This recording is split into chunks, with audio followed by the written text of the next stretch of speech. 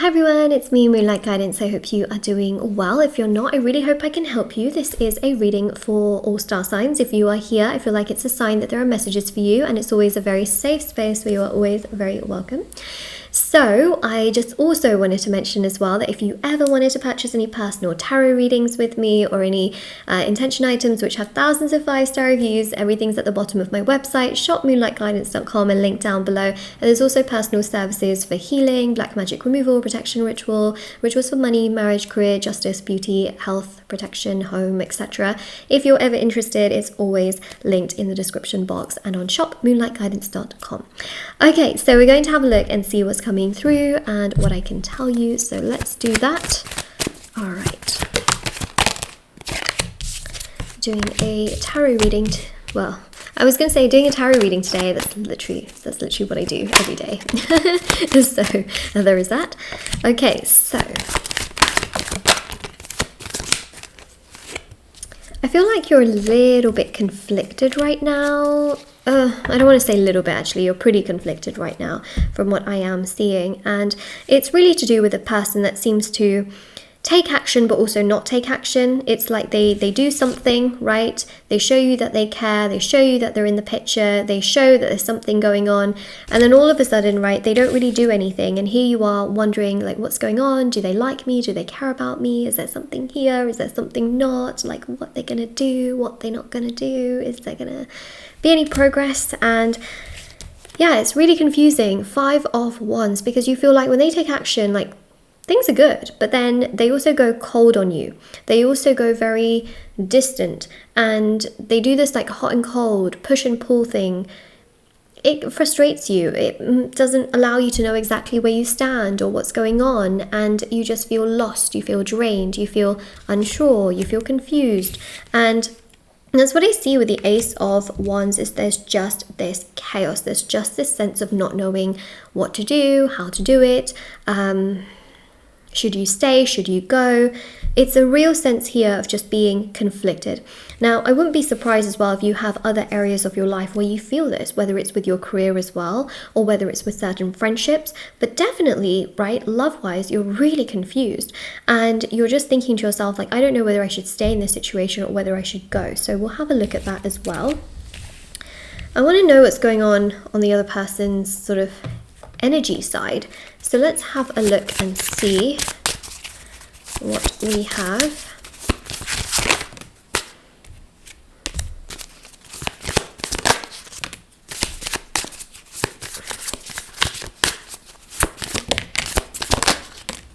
So this card may not resonate with everyone, but if it resonates with you, like, you'll just know, okay? If your person has children, okay? Only if your person has children.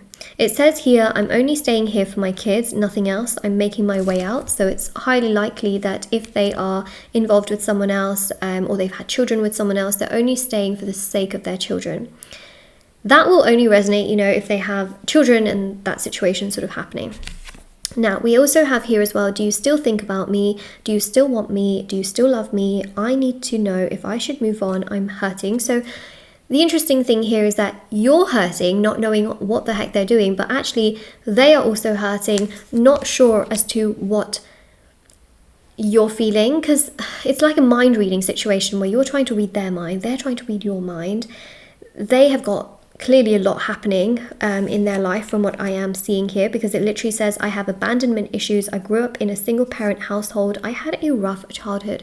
Okay, so they grew up having a pretty rough childhood. Now, even if they had both of their parents, they could oftentimes feel like there was one parent specifically absent, to the point where they felt like they grew up in a single parent household. Okay, so always keep in mind that just because a person has 2 parents, or, you know, however they grew up, doesn't always mean they feel like those people were present. Okay, that's really important as well for me to mention. But yeah, definitely, you know, for some of you, they really grew up in a single parent household, so they've had a really rough childhood. Okay, they have abandonment issues. They oftentimes get very scared of being, you know, left, basically. And so they start to panic, they start to get overwhelmed, they start to pull back towards themselves, they become hot and cold because they don't know whether you will also then abandon them. So they start to create that distance. Right after they feel really connected to you, they they create that distance to basically protect themselves so that you can't hurt them. Because if they become vulnerable, if they become emotionally invested, they know that they are just going to, they're just going to feel too weak, too vulnerable, and then they don't want to get sort of like trampled on or walked all over. They don't want to be hurt. So that's why they create that distance, okay? So we've really got down to the nitty-gritty of like why they are creating this distance, this space between you and them. This is why they are creating that energy, and it's overwhelming, frustrating, and challenging for you on your side because you don't know where you stand with this person. But it says here it was easier to lie than to tell you the truth. I wish I could take it all back. So they may have said, I don't care about you. I don't know. They may have created distance and space, which they didn't mean to do, but they felt like it was easier to do that than for them to become vulnerable, for them to become emotionally like, oh my God, I feel so much towards you, with the risk potentially of you then hurting them. But again, they're just trying to they're trying to read your mind, right? They're not asking you. What they should be doing is coming to you with a conversation of like, how do you feel about me? Where do you see things going? Do you like me? Do you care about me? What do you see for the future?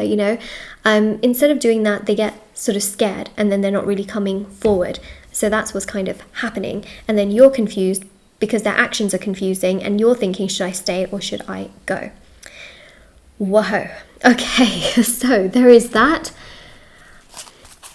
Whew. I'm going to catch my breath now. So I'm just going to see. We have here number 5. I can't even look at you right now. I think that they feel really bad about how they have been going about things. 5s also indicate like that change energy, right? Like coming forward, they're not. Coming forward, they're not. We also have a 5 here as well, okay? With the 5 of Wands. So again, it's that sort of conflicting energy. Number 8, I'm too afraid to talk to you. So yeah, right now they're like really afraid. They feel vulnerably very connected to you. They feel very emotionally connected to you, and they just feel quite stressed, like coming to you and then talking to you because, they just feel like, oh my God, what am I going to say? What am I going to do? What's going to happen?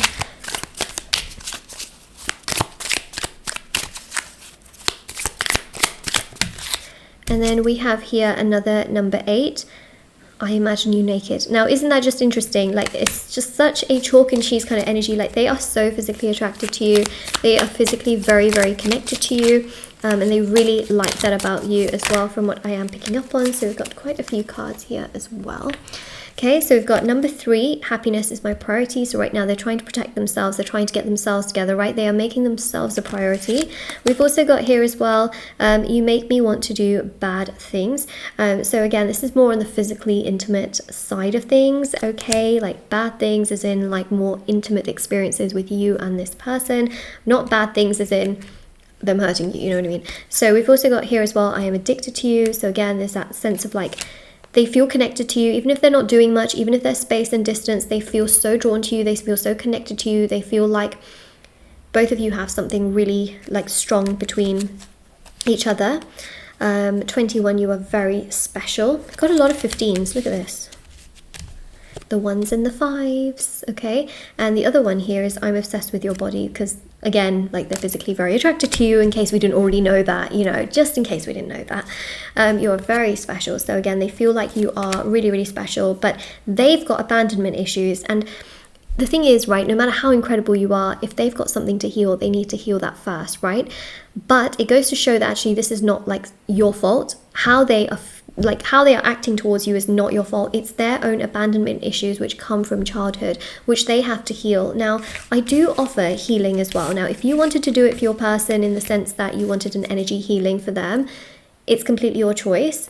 But I do offer them. So I offer, shadow work healing to heal past pain, trauma, sadness. Shadow work is essentially the unconscious aspect of the soul. And once that gets healed, then a person in the reality starts to feel better, happier, stronger.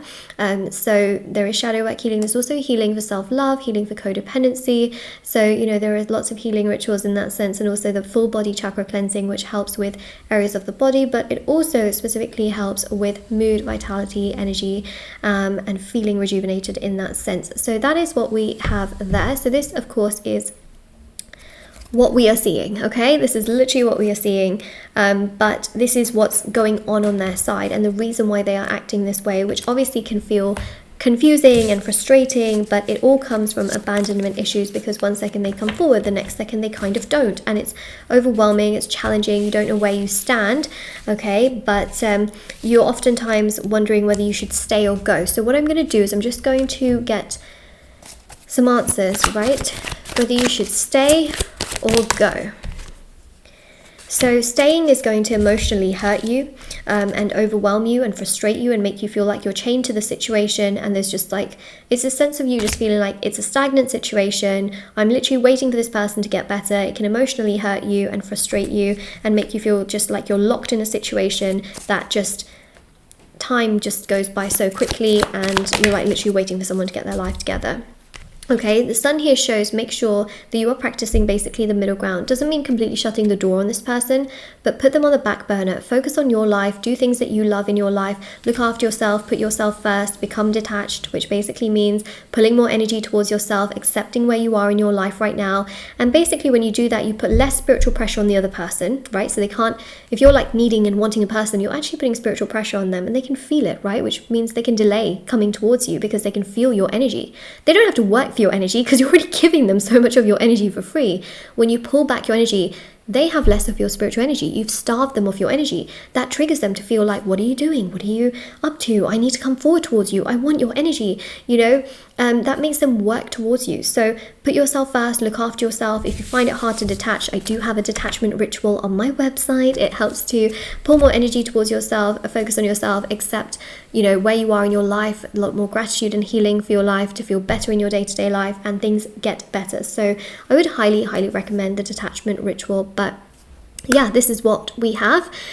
So basically, stay or go, it's more a situation of detachment, putting yourself first, and the middle ground approach, right? It's not about completely shutting this person out, but it's not about like sitting and waiting, because waiting will delay things, and waiting is attachment. So it's really about that healthy concept of living your life for yourself and letting this person come to you when they are ready, but not putting your life on hold, because that puts spiritual pressure on them and that will delay things. We don't really want that. So this is your reading. If this resonates and of course makes sense for you, don't forget to like, share, subscribe. I have TikTok and Instagram. I post short readings on there every single day, so feel free to check those out if you are interested. Moonlight.guidance on Instagram, Moonlight Guidance on TikTok, and I'll see you all very soon. Bye.